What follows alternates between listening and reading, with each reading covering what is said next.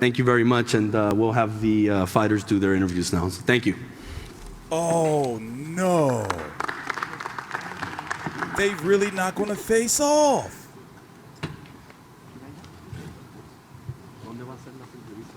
Son of a bitch.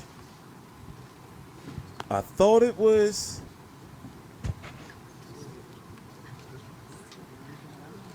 They're not going to face off. Not much said by either fighter in the final press conference here on the set at the Durant alongside Doug Fisher. The first time they've been that close in over a year. And we mentioned earlier in the year they had that. These motherfuckers really didn't face off.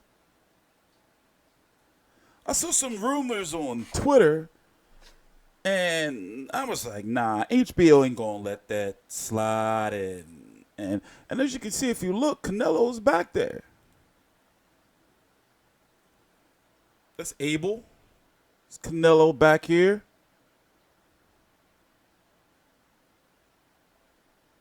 Son of a bitch. Let me turn it up. We just finished the press conference. This is the first time you have been in the same room with Canelo, the first time you've seen him since February 27th from the last press conference. When you saw him, tell me, what did you see? Wow. Yeah, this time was first time for me too, just unbelievable. Just really, I'm very happy because I know this huge level for boxing, I'm very happy because I stay for this level and I have a good fighter. My opponent, is a huge boxer. I'm very excited because so many people watch this fight, so many countries by this translation. It is an amazing time for us. Do you regret not doing a face-off? No, this is the point, I know I see him September 15 or one day before, this is more important. Okay, and when you saw Canelo, we've seen it, he looks a little leaner, his speed is there, his technique is still there. Do you think he'll be able to withstand and take your power when he's in the ring? No, I'm not thinking about, I can't say it before fight, just ask me after fight, I tell you, right now, I believe he's ready and I'm ready. Canelo has been very vocal that he is going to be victorious by a knockout. Really? Talk about your thoughts when you hear that. This is the biggest fight for us, and I believe we bring biggest gift to people, like to Mexican people, especially because Independence Mexican Day, and for boxing fans. Tell your fans why they should tune in September 15th to the biggest fight and the most important fight of your life. Welcome to fight. Welcome to September 15th to T-Mobile Arena, or watch fight like pay-per-view HBO. Don't lose this fight. It's an amazing show. Good luck to you. Thank you. Back to you guys. Gennady Golovkin with Cynthia People Conte. gonna say He's he got looks the sick. green, white, and red kicks, the special ones. The Jordan brand coming through. People going to say that his, he not looking healthy at the weight. But, he's never had no issues making weight before, even though, it's been issues throughout the history of boxing that as boxers get older, it becomes harder and harder for them to make weight in regards to, for example, Golovkin's been fighting at 160 his whole career. Like, literally, I think the highest he's ever fought was like 163 or something like that. But I do think it's some nut-ass shit they're not doing the face-off. And from my understanding, it's coming from Canelo's side where they're like, nah, we don't want to face off. So I guess they're going to have the weigh-in on a Friday and not face off. So here's the schedule. The undercard media workout is later on today. The undercard press conference is tomorrow, and then Friday is the weigh-in. So I want to hear what Canelo has to say, and also she didn't ask, why didn't you, guys face off? And also, this was a press conference where only media was allowed. Remember last year they kicked my ass out of the MGA Grand. That wants some nuts. But he's also been very adamant that Canelo Alvarez ran in his last fight. I think he wants to put that mess.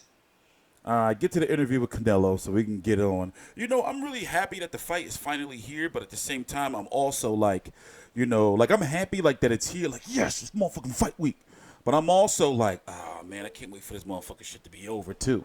And remember, we got Joshua Povetkin next week, Groves versus Eubank, the premiere of The Zone. We got a nice – we don't get a break from boxing for until we got a card on December the 22nd, and then we get the holidays off, and then we don't know – they're probably going to start back up mid-January. So we got a whole run. And here he is right here. Canelo. So if you were planning on getting your tickets, no shot, it's not going to happen anymore. So now what does that mean to you that the event has sold out for Saturday? No, realmente es una gran motivación para mí, es un gran sentimiento de saber que mucha gente disfrutará de esta pelea y pues es una motivación más. He said it's definitely a lot more motivation, and he appreciates that people are going to really enjoy this fight a lot more, and in reality, it really just motivates him a lot more. Y pues, we're saying a lot of the same things, estamos diciendo mucho del mismo, and they keep saying that you're the one that needs to come out there and fight. What more do you have to do to really show them that that is exactly what you're going to do? Mira, yo voy a hacer mi trabajo. Voy a hacer mi trabajo, voy a salir a ganar la pelea, como lo dije, a cumplir mi objetivo que me puse desde el primer día de entrenamiento, que es noquearlo, y lo voy a hacer desde el primer asalto. Ese es mi objetivo y para eso me preparé. He said, like I've been saying, I'm going out there to win. I've been training to knock him out. I'm going to be doing that since the very first round. That is the objective of this fight, and of course, I am going to win. So for you, Canelo, what is the most important thing about this entire fight for you? Is it what it means to beat Gennady, or is it what it means to you personally? No, obviamente ganar esta pelea para mí, para mi gente, va a ser muy importante, y obviamente para mí en lo personal también, para mi carrera, y ganar, seguir haciendo seguir haciendo y dejando mi legado es importante para mí, y esta pelea va a marcar una historia muy importante, así que es lo único que pienso, es lo único que quiero, y el sábado así será. He said it's very important for me to win. It's important for me personally, as well as important for my people. But of course, it's important to my legacy. And on Saturday, I'm going to win to continue to write that history and that story. And of course, Canelo, is there anything you want to say to all of the fans that are watching us live right now? No, solamente agradecerles todo el apoyo que me han brindado. Espero el 15 de septiembre disfruten de una gran noche mexicana y de una gran pelea. He said thank you for all of the support, of course, and on Saturday it's going to be a great night for Mexican Independence Day, and of course we're going to celebrate that with a win. Gracias, Canelo. Suerte. Buen trabajo, Jessica Rosales. Good job with Canelo.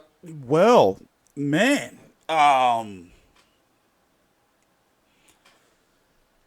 it was whack. I expected a lot more from this press conference, especially the fact that they knew how important the face-off was and they didn't, do it. Yeah, I understand the storyline of the bad blood and everything, but I mean, come on, come on. So, let's see what happens at the face-off. See, the weigh-in. The reason why we want to see the face-off is because we want to see that extra emotion come out, if there is any, from one of the fighters. I want to see that sleazy grin that Golovkin has as he's slightly looking down at Canelo and probably mumbling some broken English shit. Does this count as a face-off? Nah, see, people pissed. And for Canelo, let's talk about it. Hey, listen, whether you believe he cheated or not, it still looks bad. And then the fact that he dropped that WBC title and gave it to Golovkin before they fought, it looks, it looks bad. So I can understand how, for those who don't know, I found out on eHarmony last year that I'm actually not just black, but I'm also, I'm half black, half Irish, and half Mexican. So, a lot of me, like my Mexican side, is ashamed that Canelo will do something like this, especially real Mexicans don't drop their belts. When he did that, I was thinking yo, but you're going to fight him anyway. But the WBC was going to strip his ass. Nonetheless, this press conference was underwhelming. We found out nothing new. They didn't talk about anything at all. Abel Sanchez, they didn't give him a chance to really talk about it. It was whack. But remember, the final press conference for Mayweather versus McGregor was kind of whack. You do have the Khabib McGregor press conference next week. But, now we just got to move on to the weigh-in. So for those who don't know, here's the card right here. You're going to have David Lemieux, who's the former IBF 160-pound. Damn it. 3 days, 3 hours, 53 minutes, and 18 seconds. You have David Lemieux versus Gary Spike O'Sullivan. One of these guys are going to be ranked to be a future mandatory for either the WBO or WBC. Likely the winner could get Canelo if he wins in December, depending on what type of shape he's in, if he gets cut or anything, something like that. So this is a showcase fight. I think David Lemieux is going to win. You got Jaime Munguia versus Brandon Cook. Interesting fight of the night, which is for the 154-pound WBO title. I got Jaime Munguia, but Brandon Cook, people are saying, he's got a chance. You got Roman, who they call Chocolatito Gonzalez versus Moises Fuentes. I think that Chocolatito doesn't have that eye to tiger anymore. Something looks broken about him. But that's the pay-per-view right there. And then these fights below are going to be featured on like the free view. I think the Facebook page. We can go back and look at some highlights now, I think. Let's go check. It was underwhelming, man. I know people were, really wanted to see the face-off. Also, it would have been nice if HBO would have released the previously filmed HBO face-off with Max Kellerman. Only one episode of HBO 24/7. I'm underwhelmed. So for those who don't know, let's go through my prediction, even though we've talked about it before, and I've talked about it in more detail in previous videos I did this week. But I feel like this. I feel that Golovkin's going to win because I feel that Canelo has thrown his best punches. I feel that Canelo has thrown his best punches at Golovkin and couldn't stop him. Now, I understand that this is a press conference highlights video. We're talking about the final press conference. So I'm not going to go into too much detail until Friday until I give my final predictions on the fight.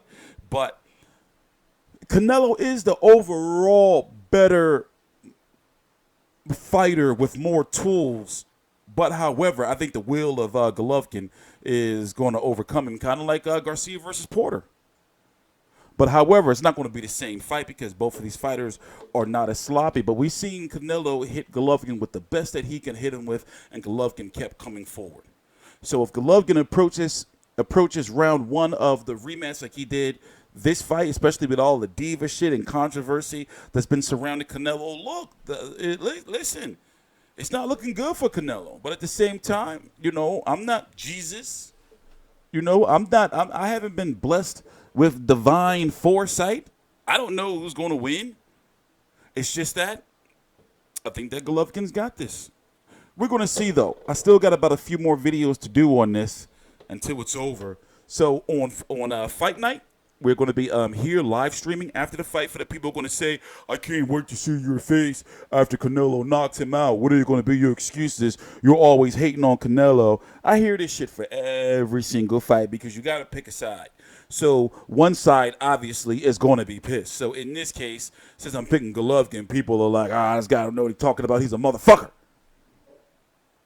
He's sitting in his mom's basement. Mom!